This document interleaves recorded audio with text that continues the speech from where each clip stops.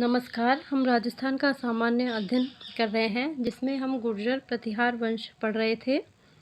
तो अब है भीनमाल, जालोर, अवंती व कन्नौज के प्रतिहार। भीनमाल जालोर शाखा का संस्थापक नागभट्ट प्रथम को माना जाता है। भीनमाल की शाखा को रघुवंशी प्रतिहार शाखा भी कहते हैं। नागभट्ट प्रथम 730 से 760 ईस्वी। नागभट्ट प्रथम जालोर के गुर्जर प्रतिहारों का संस्थापक कहा जाता है। इसे नागावलोक तथा इसके दरबार को नागावलोक दरबार कहते हैं। इसने भीनमाल को चावड़ों से जीता, भीनमाल को अपनी राजधानी बनाया।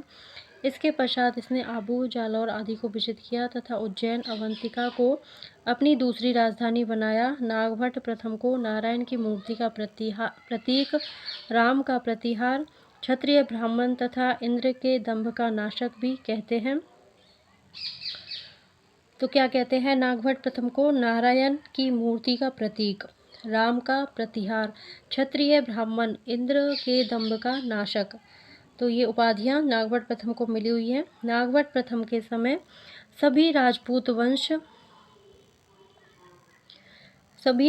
वंश गुहिल, चौहान, परमार, राठौड़, चंदेल, चालुक्य इसके सामंत के रूप में कार्य करते थे। ग्वालियर अभिलेख के अनुसार नागभट्ट प्रथम ने मलेच्छ अरबी सेना को पराजित कर अपने साम्राज्य का विस्तार किया।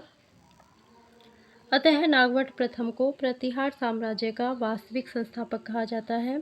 इसकी जानकारी हमें पुलकेशिन द्वितीय के ऐहोल अभिलेख से प्राप्त होती है। नागभट्ट प्रथम ने राष्ट्रकूट वंश के शासक दंती दुर्ग को हिरण्य गर्भदान यज्ञ, यह यज्ञ पुत्र प्राप्ति की अभिलाषा हेतु किया जाता है, करने के लिए उज्जैन आमंत्रित करता है। नागभट्ट प्रथम के काल में राष्ट्रकूट वंश से उनका संघर्ष रहा, लेकिन राष्ट्रकूट वंश के शासक दंती दुर्ग ने अपनी बहन भूमिका देवी का विवाह कुक्कुस्थ से करके इस संघर्ष को समाप्त कर दिया। कुक्कुक नागभट्ट ने अपने भाई तेजवर्धन के पुत्र अपने भतीजे कुक्कुक को गोद लिया और अपना उत्तराधिकारी नियुक्त किया। इसी कुक्कुक ने मंडोर में विजय स्तंभ की स्थापना करवाई तथा इसके नीचे विष्णु मंदिर भी बनवाया। यह राजपूताना का दूसरा प्राचीन विजय स्तंभ था, जबकि पहला गुप्त वंश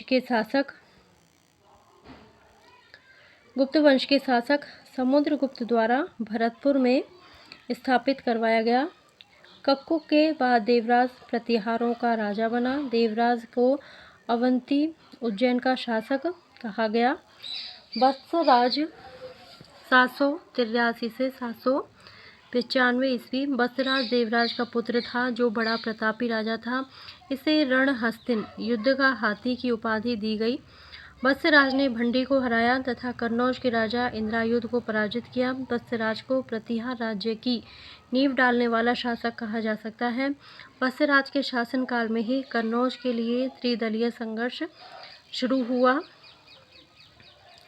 भागवत धर्म को संरक्षण देने के कारण वत्सराज को एक ब्राह्मण दुग्गिल ने जयवराह नामक उपाधि दी।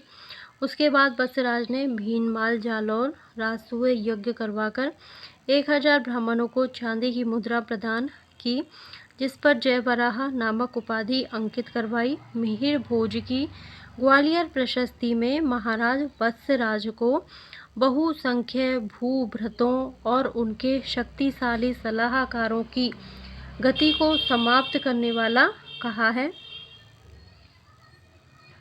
ध्यातव्य रहे, वत्सराज के शासनकाल में लिखा गया कि वली प्रबंध नामक अभिलेख काव्य, जिसमें सती प्रथा, नियोग प्रथा एवं स्वयंवर प्रथा की जानकारी मिलती है। वली प्रबंध नामक अभिलेख।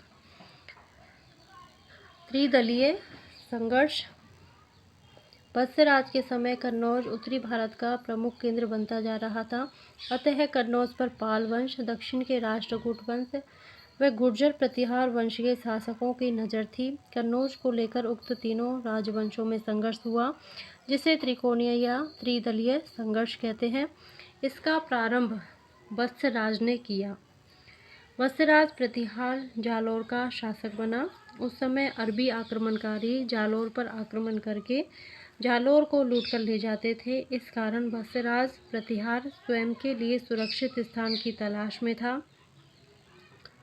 647 ईस्वी के मध्य कन्नौज के शासक हर्षवर्धन की मृत्यु के बाद कन्नौज का शासन लड़खड़ा गया। बसराज ने इसका फायदा उठाते हुए कन्नौज पर आक्रमण कर वहां के शासक इंद्रायुध को पराजित कर कन्नौज को अपने अधिकार में कर लिया।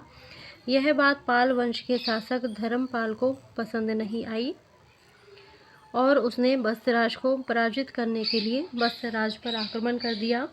लेकिन मुंगेर मुदगगिरी युद्ध में बसराज प्रतिहार विजयी हुआ। बसराज की बढ़ती हुई शक्ति को देखकर दक्षिण के राष्ट्रकूट वंश के शासक ध्रुव प्रथम ने जालौर पर आक्रमण किया, जिसमें बसराज की पराजय तथा ध्रुव प्रथम की विजय हुई। राधनपुर और वनी डिंडोरी शिलालेखों से पता चलता है कि इस युद्ध में पराजित होकर बसराज प्रतिहार ने मरुस्थल में शरण ली। बसराज के समय 778 ईस्वी में उद्योतन सूरी द्वारा कुबलय माला ग्रंथ की तथा जिनसेन सूरी द्वारा 781 ईस्वी में हरिवंश पुराण की रचना की गई। बसराज शैव मत का अनुयायी था। बसराज ने ओसिया जोधपुर में एक सरोवर तथा महावीर स्वामी का एक मंदिर बनवाया, जो पश्चिम भारत का प्राचीनतम जैन मंदिर माना जाता है। नागभट्ट द्वितीय 795 से 833 ईस्वी। नागभट्ट द्वितीय बसराज व उसकी रानी सुंदर देवी का पुत्र था। नागभट्ट द्वितीय ने 806 ईस्वी से 808 ईस्वी के मध्य राष्ट्रकूट वंश के शासक गोविंद तृतीय से युद्ध किया, जिसमें नागभट्ट द्वितीय की हार हुई। नागभट्ट द्वितीय ने अपना साहस नहीं खोया। जब राष्ट्रकूट वंश का शासक गोविंद तृतीय वृद्ध हो गया तथा वह अपनी घरेलू समस्या में फंस गया, तो नागभट्ट द्वितीय ने इसका फायदा उठाते हुए कन्नौज के शासक चक्रायुध को परास्त कर कन्नौज राज्य को जीतकर अपनी राजधानी बनाई। इस प्रकार नागभट्ट द्वितीय के शासनकाल से प्रतिहारों की कन्नौज शाखा का आरंभ हुआ। कन्नौज का शासक चक्रायुध पाल वंश के धर्मपाल का आश्रित राजा था, अतः धर्मपाल ने नागभट्ट द्वितीय पर आक्रमण कर दिया। इन दोनों के मध्य मुंडोर नामक स्थान पर युद्ध हुआ, जिसमें नागभट्ट द्वितीय की विजय हुई। युद्ध में विजय के बाद नागभट्ट द्वितीय ने परम भट्टारक महाराज अधिराज परमेश्वर बकुला अभिलेख के अनुसार की उपाधि ग्रहण की। इसने मत्स्य प्रदेश, मालवा, उत्तरी काठियावाड़, आनर्त प्रदेश, किरात प्रदेश, हिमालय का दक्षिणी क्षेत्र, वत्स व कौशाम्बी आदि प्रदेशों व तुरुस को मुस्लिम आक्रांताओं को पराजित किया। नागभट्ट द्वितीय के समय प्रतिहार राज्य उत्तरी भारत में एक शक्तिशाली राज्य बन चुका था। 833 ईस्वी में नागभट्ट द्वितीय ने गंगा में जल समाधि ली। नागभट्ट द्वितीय की मृत्यु की तिथि 23 अगस्त 833 ईस्वी में हुई, जिसकी जानकारी चंद्रप्रभ सूरी द्वारा लिखित प्रभावक चरित्र में मिलती है।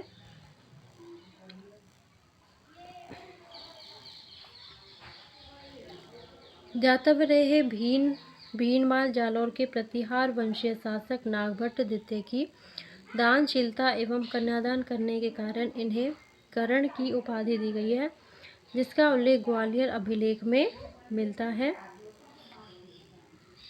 नागभट्ट द्वितीय ने बुचकेला जोधपुर में एक विष्णु तथा शिव मंदिर बनवाया, जो वर्तमान में शिव तथा पार्वती मंदिर के रूप में विख्यात है।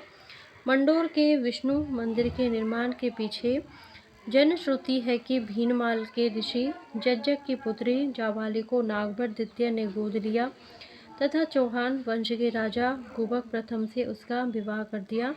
इसी जाबाली के आग्रह पर मंडोर में ऋषि जज्जक की भूमि पर विष्णु मंदिर का निर्माण करवाया। रामभद्र 833 से 836। नागभट्ट द्वितीय के बाद उसका पुत्र रामभद्र प्रतिहारों का शासक बना। रामभद्र के समय मंडोर के प्रतिहार स्वतंत्र हो गए तथा अन्य कोई महत्वपूर्ण उपलब्धि हासिल नहीं हुई। रामभद्र को पालों के विरुद्ध हार का सामना करना पड़ा। मिहिर भोज प्रथम मिहिर भोज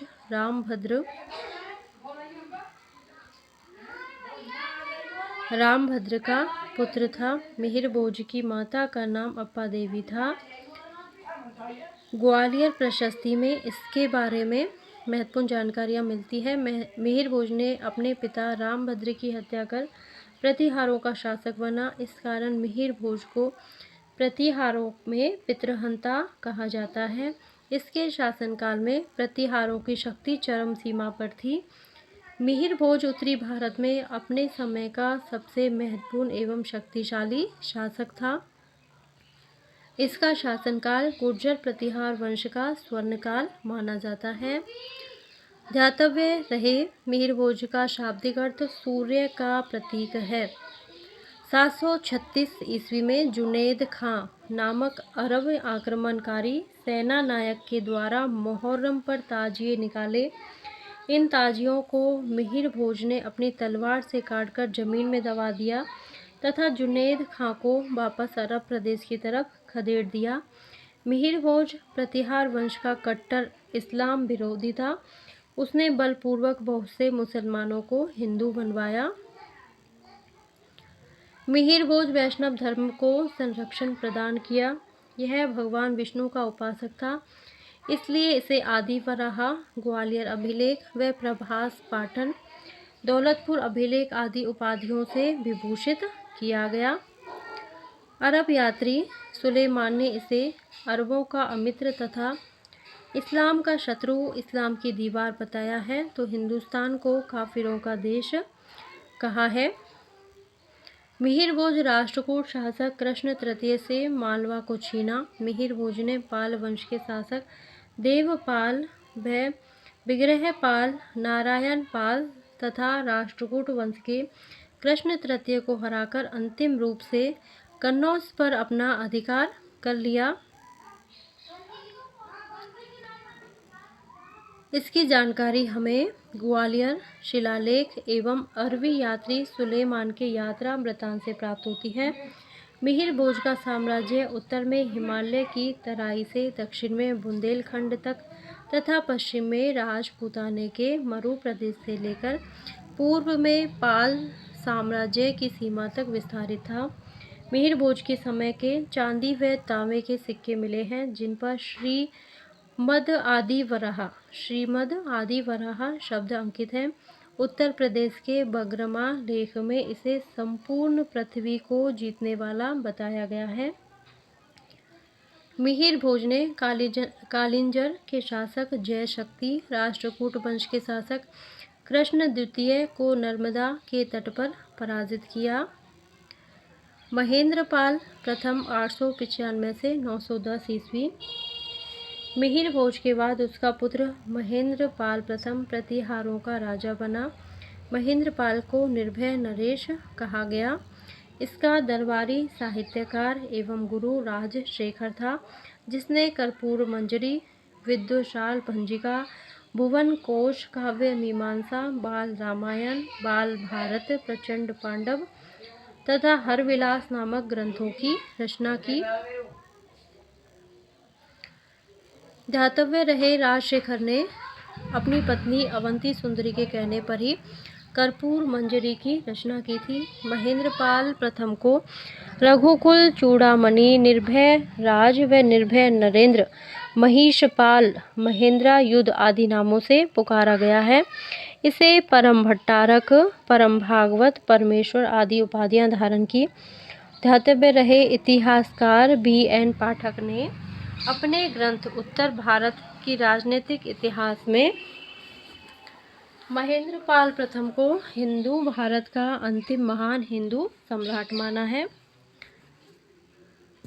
महेंद्रपाल प्रथम के पश्चात इसका पुत्र भोज द्वितीय 910 से 913 ईस्वी राजा बना, लेकिन उसके सौतेले भाई महिपाल प्रथम ने उसका राज्य छीन लिया। महिपाल प्रथम 914 से 943 ईस्वी। राजशेखर ने महिपाल प्रथम को आर्यावर्त का महाराज अधिराज, रघुकुल मुक्तामणि व रघुकुल मुकुटमणि के नाम से पुकारा। महिपाल को विनायकपाल एवं हेरम्बपाल के नाम से भी जाना जाता है। इसके सिंहासन पर बैठते ही राष्ट्रकूट वंश के नरेश इंद्र तृतीय ने कन्नौज पर आक्रमण करके अधिकार कर लिया। महिपाल प्रथम राष्ट्रकूटों से पराजित होकर कन्नौज से भाग गया, लेकिन राष्ट्रकूटों के वापस चले जाने के बाद चंदेल नरेश हर्ष की सहायता से महिपाल ने पुनः कन्नौज पर अधिकार कर लिया। महिपाल प्रथम ने शासन काल से प्रतिहारों का प्रथम शुरू होता है। महिपाल के समय अरब यात्री बगदाद निवासी था अल मसूदी यात्रा पर आया था। इसने यहाँ के राजा को बोहरा तथा यहाँ के निवासियों को अलगुजर कहा है। महेंद्रपाल द्वितीय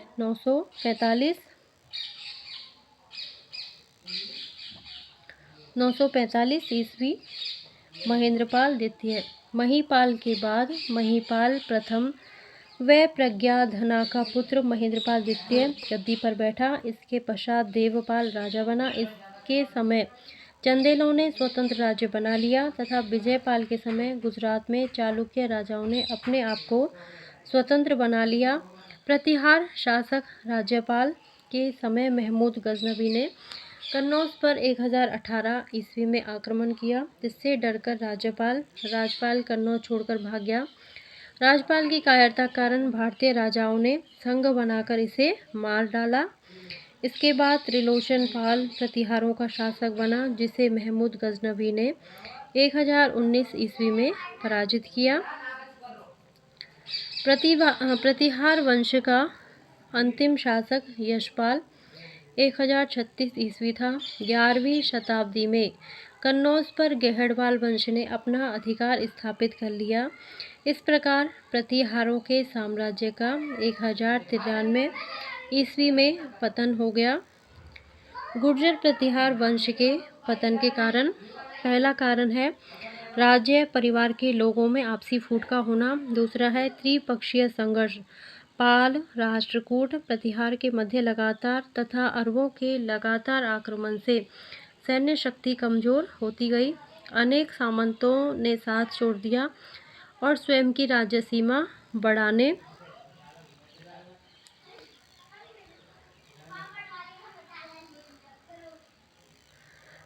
में लग गए। अपने विरोधी सैनिकों से लड़ने के लिए वैतनिक सैनिक रखने लगे, जिन्हें हार जीत से कोई मतलब नहीं। गुर्जर प्रतिहारों की निर्बलता से दूसरे राजवंश चौहान, गुहिल, राठौड़, भाटी, कच्छवाहा आदि धीरे धीरे उभरने लगे। गुर्जर प्रतिहार अपना संपूर्ण ध्यान राजस्थान से हटाकर अवंती, कन्नौज को शक्ति का बिंदु मानने लगे, जिसमें राजस्थान में इनकी शक्ति धीरे धीरे निर्बल होती गई।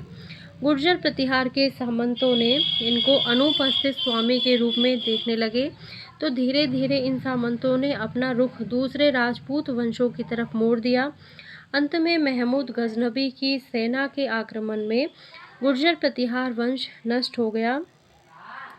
त्रिपक्षीय संघर्ष। इसकी ट्रिक है डीवीडी। जो पहला त्रिपक्षीय संघर्ष हुआ था वो डीवीडी, डी यानी कि ध्रुव प्रथम, जो कि राष्ट्रकूट वंश का राजा था। वी यानी कि वत्सराज प्रथम, ये प्रतिहार थे। और डी धर्मपाल, ये पाल वंश। डीवीडी ध्रुव प्रथम, वत्सराज और धर्मपाल। दूसरा जो त्रिपक्षीय संघर्ष हुआ था वो उसकी ट्रिक है एनजीडी अथवा नगद। पहला क्या है डीवीडी, दूसरा क्या है नगद यानी एनजीडी।